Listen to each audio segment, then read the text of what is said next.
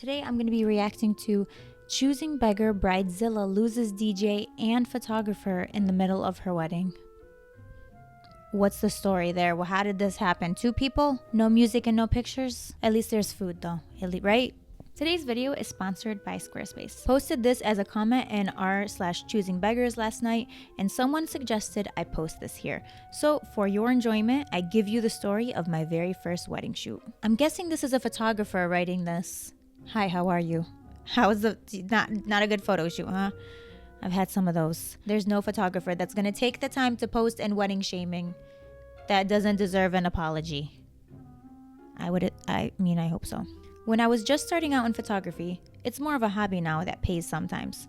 I took one of these low pay for full day shoots. I had a few photos to show off, but not pro level portfolio. I charged the lady $600 for 8 hours. I know, I was new and we all gotta start somewhere, right? At this really swanky local place. Old, like 1800s plantation house converted into a wedding venue. $600 for 8 hours. It's better than the last story I read where it's like someone charged $50 for a wedding photo shoot, with like literally the whole wedding day. So I would say this is an upgrade. At least we're in the hundreds for this one. She paid the $300 non-refundable deposit a couple of months before the wedding. The check bounced. Should have been a clue, but I needed the work and the pictures. I called and emailed her to let her know what happened. She apologized. She swears she'll pay the full balance in cash at the wedding.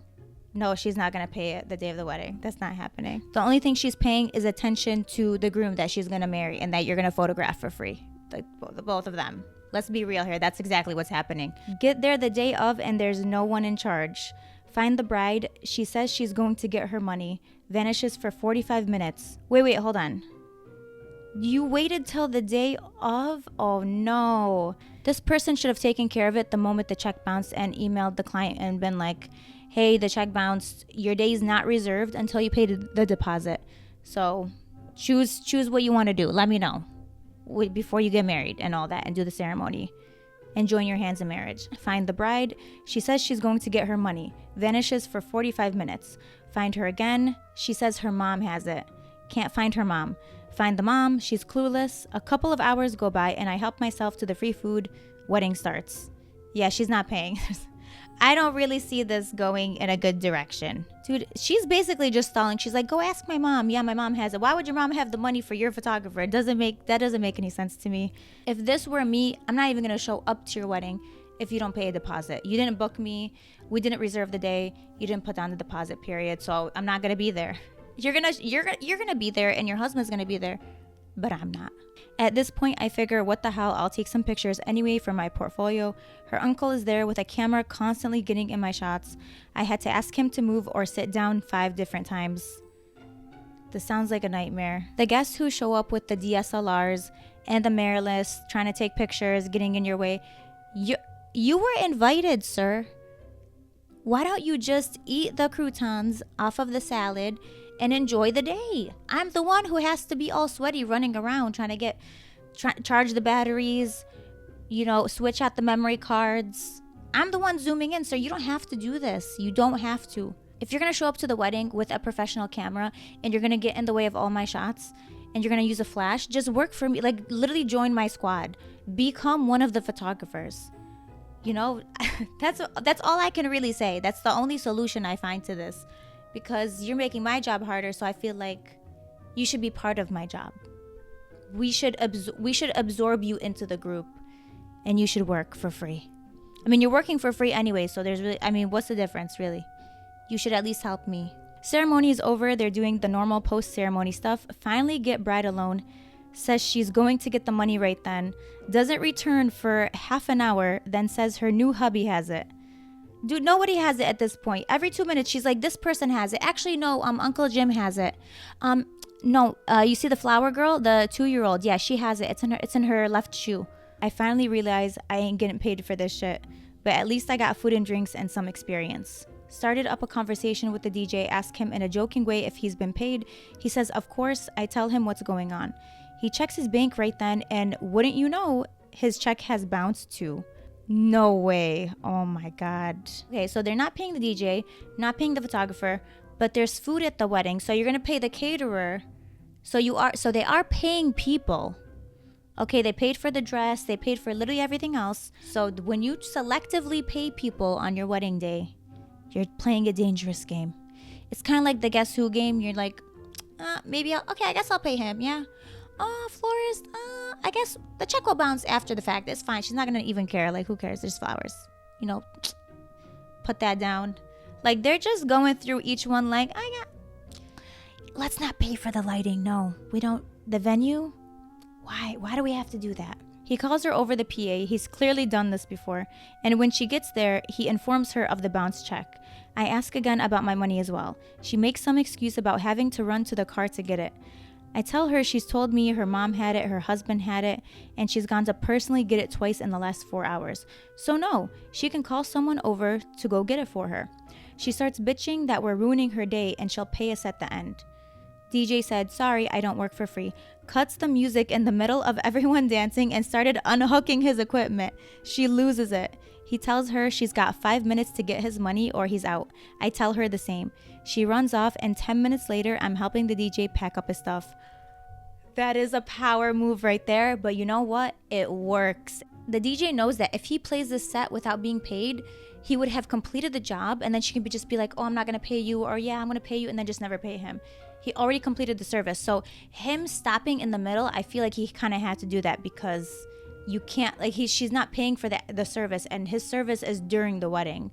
So it's not like he can withhold anything. He already played the music and he already performed the service. Does that make sense? So I feel like he did what he had to do. Her husband, her parents, and the uncle stop us at the door saying they have us for 4 more hours. We have a contract and we can't leave. We both politely tell her that she hasn't held up her end of the contract by not paying for services by the appointed time. We agree if we get our money right then, we'll stay. Shockingly, no one had the money for it, so we left. They really said that you can't leave and they stopped you guys at the door? Sounds like kidnapping. No one had any money, but people definitely had a big mouth. I mean, look, the uncle was taking pictures, so they had a photographer technically. Photographer could have left. DJ, they definitely should have paid the DJ. Just a couple hundred, like no one had a couple $100s on them. I don't understand it. Here's the best part. She calls me a month later stating she just got back from her honeymoon and saw me taking pictures, saw the thumbnails on my site but couldn't access them without a code, and she'd like her pictures and the code. I told her I'd be happy to give her the proofs and she could order the individual pictures she wanted from me once she paid me the $600 she owed. She then spent the next 2 weeks emailing me and leaving me voicemails stating I either needed to give her the wedding pictures, remove them from my site because she didn't give me permission to use them, and she owns the copyright, or she'd take me to court.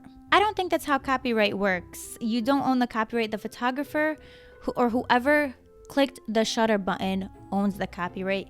I truly believe the bride thought that she could finesse this photographer from the beginning and just be like, no, I'm going to pay you, and just keep dragging it on and on. I bet you she would have been like, send me like a few pictures, and then like maybe she would have given like $50 at a time. Like, that's the type of person I feel like this is.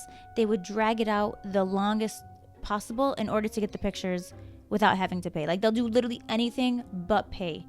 But they want you to work, of course, and do literally everything.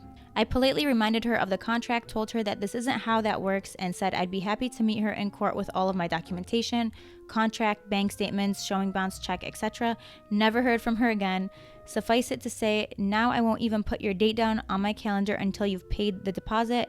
And if you're still not fully paid up on the day of, my equipment won't come out of my car until I've been paid in full, if I even show up to begin with. Seems like the photographer did the right thing by having a contract, but when you don't enforce your contract, the clients don't take it seriously. This is exactly what happens. So if you're going to have a contract, which I 100% recommend, do not shoot a wedding or do any type of photo shoot that's going to involve money without a contract. It's not enough to just have someone sign a contract, though. You have to enforce it. Remember, if you're not enforcing it, they're not going to care. They're going to be like, oh, she's not even listening to her own contract. Doesn't seem like she's taking it very seriously. We can kind of like be loosey-goosey with the payment and all that stuff. So you definitely don't want to be in that situation. To threaten to take someone to court when you literally never paid them a dime is absolutely ridiculous. You really must not watch Judge Judy. The contract is there to support you, but you need to support the contract. It's a the relationship goes both ways. You can't have someone sign a contract for, oh, you're gonna pay me $500 as a deposit, but then not collect the deposit on time and not take it seriously, because if you do that, it's going to send a message to your client, I'm not following this contract. And so they won't either. There was 5 people trying to block the door. If each of them had $50, at least we could have done something, like pool the money together, give them something.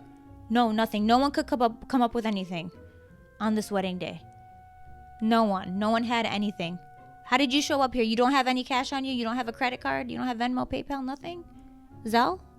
If that were me, I would lose my mind. You're not going to block the door. If someone's blocking the door, let alone 5 people. 5 people blocking the door?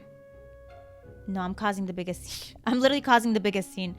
After I cause the scene, you're going to want me to leave. You're going to be like, please exit. I would call 911, put it on speaker, have everyone kind of chime in like, okay, what's happening here? Go ahead. Tell Susan at 911. Yeah, okay, you're blocking, but you are blocking the door, Jim. Don't you have pictures to take? Like, that's what would happen. I don't think they would want that. Well, I don't know. I'm just imagining a lot of things right now. But you know what they wouldn't stop me from doing? Making a beautiful website, because today's sponsor is Squarespace. And if I want to make a beautiful website for my brand or my business online, no one's going to stop me from doing that. No one's blocking any doors, because it's easy to use. Squarespace is an all-one platform for you to build your business and brand online. You don't even have to be a photographer. You could be someone creative who wants to build a brand or business. I use Squarespace for my website. I absolutely love it. I can customize it any way that I want. I can make images larger or smaller. As a photographer, how my pictures are displayed is extremely important to me. Squarespace makes it easy with their customizable features, galleries, they have carousels, slideshows, you can show before and afters, and it's, again, super customizable, easy to use. You can start a free trial by going to squarespace.com, and when you're ready to launch, go to squarespace.com/Jessica. Use my code Jessica for 10% off your first purchase of a website or domain. All the information will be in the description. What would you guys have done if someone's trying to prevent you from exiting somewhere? Like, you're trying to leave, but then you have like 5 people. No, don't leave. What would you guys have done at that point? Leave your thoughts in the comments. And thank you guys for watching. See you guys in the next video.